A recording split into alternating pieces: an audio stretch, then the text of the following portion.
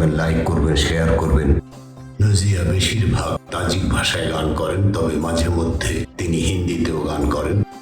তিনি তার জন্মস্থান তাজিকিস্তানের পাশাপাশি অন্যান্য প্রতিবেশী দেশগুলিতে কনসার্ট, নতুন বছরের দল, জাতীয় দিবস, প্যারেড, রেডিও এবং টিভি প্রোগ্রামগুলোতে নিয়মিত অংশগ্রহণ করে থাকেন।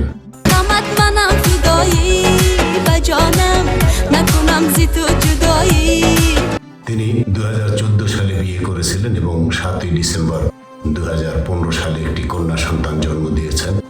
তার বাবা করমাতুল্লাহ কুরবনভ 17 অক্টোবর ইয়াওয়ান জেলায় গৃহযুদ্ধের সময় দস্যুদের আক্রমণে রাতে একটি বিয়ের অনুষ্ঠান থেকে ফেরার সময় মারা গিয়েছিলেন।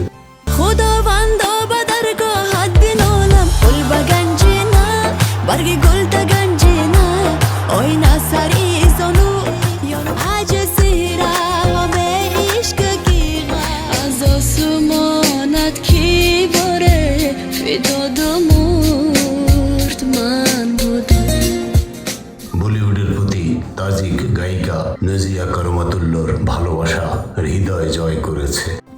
ভারতীয় ধ্রুপদী সঙ্গীত, নৃত্য এবং বলিউডের জাতীয়তা এবং মাতৃভাষা নির্বিশেষে বিশ্বব্যাপী ভক্তদের কাছ থেকে ভালোবাসা এবং প্রশংসা পাওয়ার দীর্ঘ ইতিহাস রয়েছে নজিয়া করমাতুল্লাহর।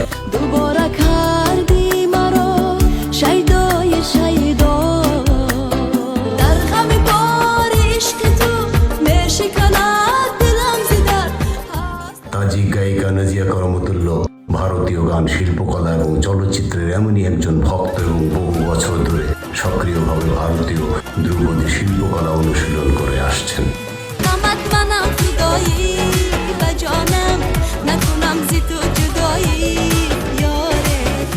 প্রাথমিক জীবন। নজিয়া করমাতুল্লাহ 1988 সালের ফেব্রুয়ারি সোভিয়েত ইউনিয়নের অংশ তাজিকিস্তানের দুশানবেতে জন্মগ্রহণ করেছিলেন। তিনি বিখ্যাত তাজিকি গায়ক করমাতুল্লাহ কুরবান এর মেয়ে।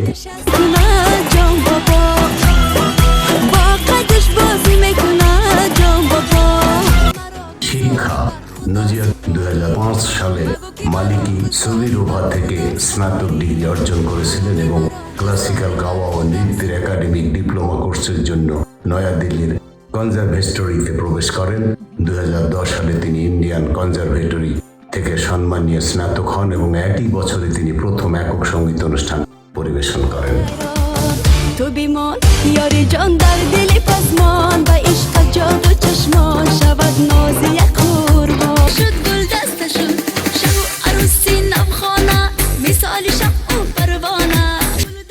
নজিয়া করমাতুল্লাহ এখন আন্তর্জাতিক সম্পর্ক অনুষদ ইনস্টিটিউট অফ এন্টারপ্রেনারশিপ অ্যান্ড সার্ভিসের 5ম বর্ষের শিক্ষার্থী।